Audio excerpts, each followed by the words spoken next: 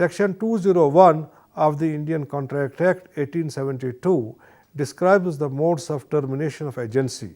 However, the section is not inclusive one and needs to be read with provisions contained under sections 202 to 204 of the Act. The modes of termination of agency as defined under the Act can be classified as follows. A. By act of the parties. Agency can be terminated by act of the parties under the following ways. 1. Mutual agreement. It is a matter of a general thing that, like any other contract, the contract of agency can be terminated at any time by mutual agreement between the principal and agent. Revocation by the principal. The wording of section 201 starts as an agency is terminated by the principal revoking his authority.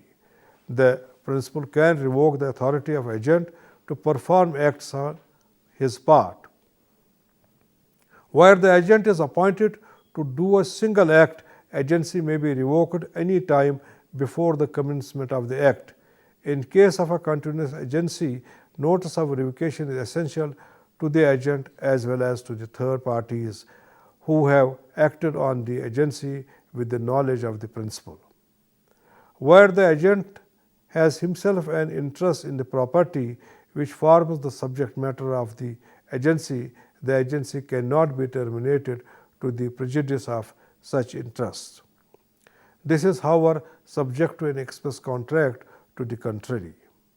The expression coupled with an interest in the property or alike are sufficient to prove the fact that the agency contains agent's own interest. The contract may be revoked at any time before the agent exercises his authority so as to bind the principal unless the agency is irrevocable. In case if the authority conferred by the principal has already been exercised or it has been partly exercised, the revocation of the same shall become impossible.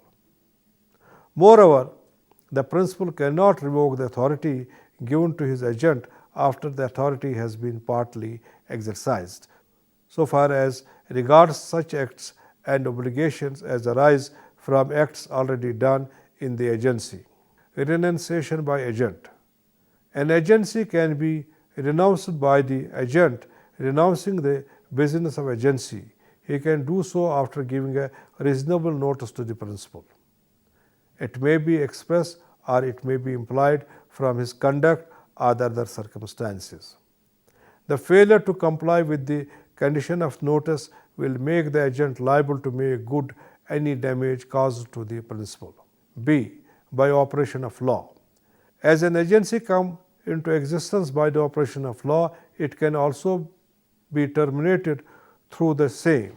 Various situations under the ambit of law automatically bring the agency to an end and the agent left with no authority to follow the instructions of his principal.